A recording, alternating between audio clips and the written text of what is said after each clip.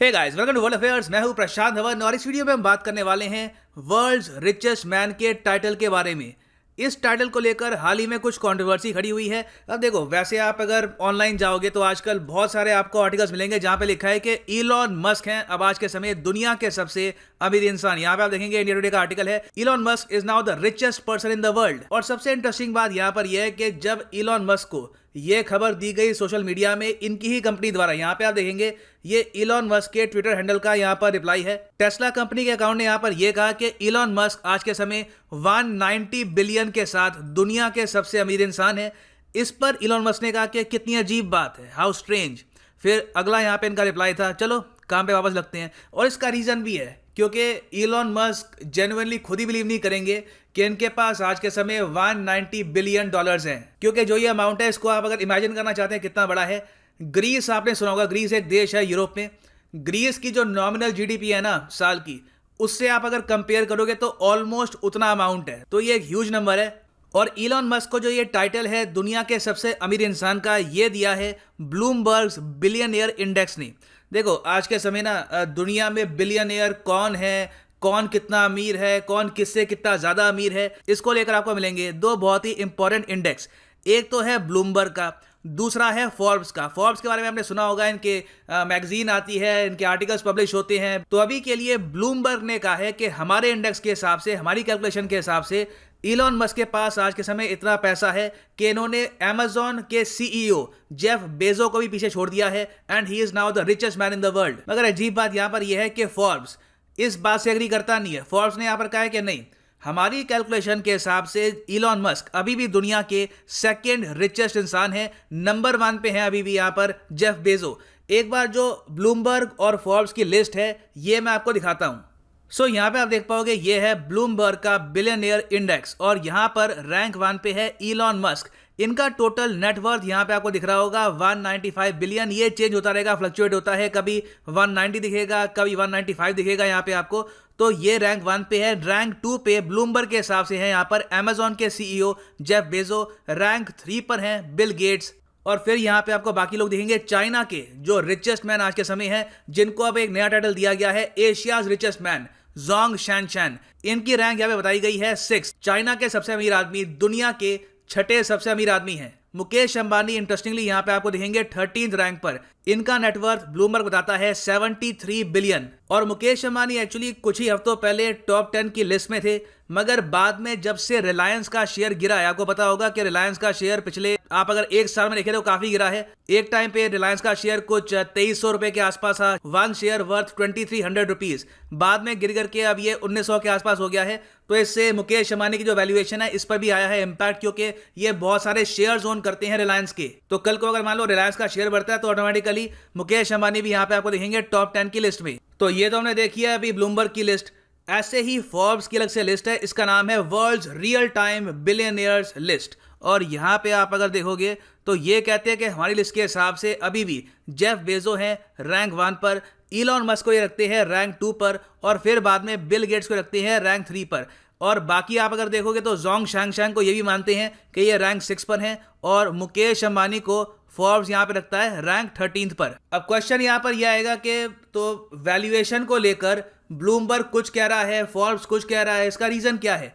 देखो रियलिटी यहाँ पर यह है, जो पैसा यहाँ पे आपको दिख रहा है ना 190 बिलियन, 180 बिलियन, ये पैसा एक्चुअली इनके बैंक अकाउंट्स में है नहीं। ये हम यहाँ पे बात कर रहे हैं इनके नेटवर्थ की। इनके पास टोटल कितने एसेट्स हैं, कितनी इनके पास जमीनें हैं, किस कंपनी में इनका कितना शेयर है, उस कंपनी के शेयर की वैल्यू आज के समय क्या है, उसके हिसाब से बहुत सारी कैलकुलेशन होती है। और फिर ये कंपनीज एक एस्टिमेट लगाती है कि हमारे हिसाब से इस बिलियनियर के पास इतना पैसा होगा ही। तो यहाँ पर एस्टिमेट्स का डिफरेंस है। ब्लूमबर्ग मानता है कि इलॉन मस्क के पास बहुत सारे शेयर्स हैं, कई शेयर्स इन्होंने डिस्क्लोज भी नहीं किए हैं अभी। फोर्ब्स मानता है कि नहीं, ब्लूमबर्ग का जो एस्टिमेट है कुछ ज्यादा ही है, हमारे हिसाब से इलॉन मस्क अभी भी है रैंक 2 पर। सो अब मैं आपको बताता हूं कि इलॉन मस्क ने इस न्यूज को लेकर जो अपना रिप्लाई है, कितनी अजीब बात है, हाउ स्ट्रेंज, ये क्यों लिखा था। क्या कि पिछले एक साल में इलॉन मस्क की जो एक कंपनी है टेस्ला, जिसमें ये ओन करते हैं 20% शेयर, और उसके अलावा भी इनके पास कई मिलियंस के और इनके पास शेयर पड़े हैं, इसकी वैल्यू बहुत ज़्यादा बढ़ गई है। उसी की वजह से इलॉन मस्क ने पिछले एक साल में $100 बिलियन अपनी जो नेटवर्थ है ये बढ़ा दी है। इलॉन मस्क आप अगर साल पहले देखोगे तो ये टॉप 20 टॉप 30 के आसपास हुआ करते थे।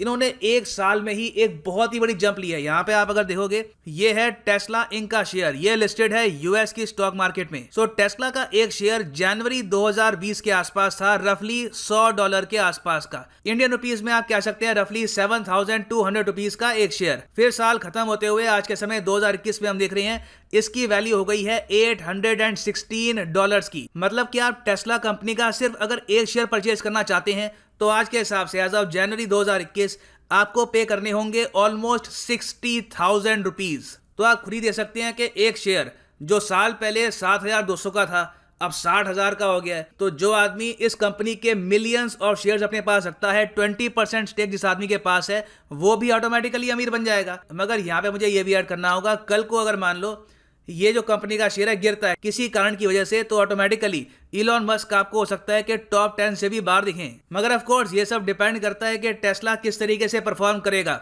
अभी के लिए अगर हम देखें तो टेस्ला की अकेली वैल्यूएशन, अगेन यहाँ पे मैं स्पेसएक्स की बात ही नहीं कर रहा। लोग समझते हैं कि स्पेसएक्स न्यूज में बहुत रहता है, रॉकेट लॉन्च तो उसी से इलॉन मस्क कमाते होंगे। नहीं, स्पेसएक्स इलॉन मस्क के टोटल रेवेन्यू का, टोटल इनकी वेल्थ का एक काफी छोटा परसेंटेज है। इलॉन मस्क के लिए जो असली आप कह सकते हैं पैसा कमाने की मशीन है ये है टेस्ला। और हाल ही में टेस्ला में इतने लोगों ने निवेश कर दिया है, इतना ज्यादा इसका शेयर परचेज किया जा रहा है कि अब इसकी जो स्टॉक मार्केट वैल्यूएशन है ये फेसबुक से भी ज्यादा हो गई है। नाउ ये वैल्यूएशन ये लोग सस्टेन कर पाएंगे, ये बहुत बड़ा सवाल है। क्योंकि काफी बार देखा गया है कि अगर एक कंपनी 12 महीने में अपने शेयर की वैल्यू 700% बढ़ा देती है तो उसके बाद कुछ करेक्शन भी होता है, कुछ वहां पे स्टेबिलिटी भी आती है बाद में। तो उस चीज को देखना होगा इन द फ्यूचर। हो सकता है कि वर्ल्ड्स रिचेस्ट मैन का जो टाइटल है ये एक दो बार और चेंज हो in the near future. Now इस सब में मैं एक और बात ये भी ऐड करना चाहूंगा कि अमेजॉन के सीईओ जेफ बेजो, अच्छा ये भी जान लो कि जेफ बेजो आज के समय अमेजॉन में ओन करते हैं अराउंड 10%। जी हाँ, लोग समझते हैं कि अमेजॉन पूरा जो 100% या फिर एटलीस्ट 50-60% ओन करते होंगे जेफ बेजो। नहीं, इनके पास अमेजॉन का काफी कम एक स्टेक बचा हुआ है। ओवर द ईयर्स इन्होंने फंड्स रेज किए हैं, अपने बहुत सारे शेयर्स बेचे हैं, तो इनके पास अराउंड 10% स्टेक है। और टोटल जो इनके सारे शेयर्स हैं अमेजॉन के आप अगर मिला लो तो उसकी जो टोटल वैल्यू है आज के समय है 170 से लेकर $180 बिलियन के आसपास। क्योंकि अमेजॉन कंपनी का एक शेयर आज के समय जब मैं वीडियो रिकॉर्ड कर रहा हूं इसकी वैल्यू है $3,162। इंडियन रुपीज में आप कह सकते हैं 2,31,000 रुपए। तो अमेजॉन कंपनी का यूएस में जाकर आप अगर एक शेयर खरीदते हैं ना, इंडियन मार्केट में आप परचेज नहीं कर सकते, आपको नैस्डैक से ही खरीदना होगा ये। तो इसके लिए पे करना होगा सिर्फ एक शेयर का 2,30,000 के आसपास। तो ऐसे जो इनके पास मिलियंस ऑफ शेयर्स हैं उससे बनती है इनकी नेटवर्थ। ये नेटवर्थ आराम से कई बिलियन ज्यादा होती है अगर जेफ बेजो का तलाक ना हुआ होता।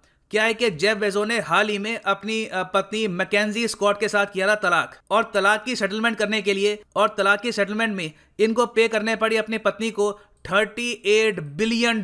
सोच कर देखिए, जितनी मुकेश अंबानी की टोटल वैल्यू है उसका ऑलमोस्ट 45% के आसपास इन्होंने पे किया है अपनी एक्स वाइफ को डिवोर्स सेटलमेंट के नाम पर। तो अगर इनका तलाक ना हुआ होता तो जेफ बेजो आराम से हर लिस्ट में, चाहे ब्लूमबर्ग की हो, फोर्ब्स की हो, ये होते दुनिया के सबसे अमीर इंसान। और फाइनली यहाँ पे मैं ऐड करना चाहूंगा कि अगर आप यूपीएससी प्रीलिम्स 2021 के लिए जेन्युइनली प्रिपेयर करना चाहते हैं तो आप परचेज कर सकते हैं अनअकैडमी का कोर्स। सिंपली इसकी वेबसाइट, सिंपली अनअकैडमी की वेबसाइट या फिर ऐप पर जाओ, क्लिक करो यहाँ पर यूपीएससी सीएसई पर गेट सब्सक्रिप्शन, और यहाँ पे आप परचेज कर सकते हैं आइकॉनिक या फिर प्लस कोर्स। दोनों कोर्स में पूरा सिलेबस कवर होगा, science and tech, history, polity, everything will be thoroughly covered.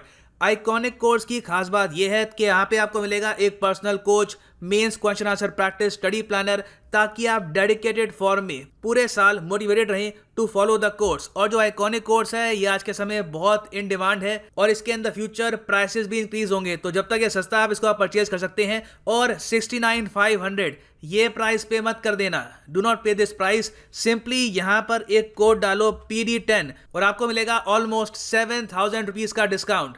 So use the code PD10 and start preparing for UPSC 2021. So ये है अंत इस वीडियो का। Thank you for listening and as always, God bless you all.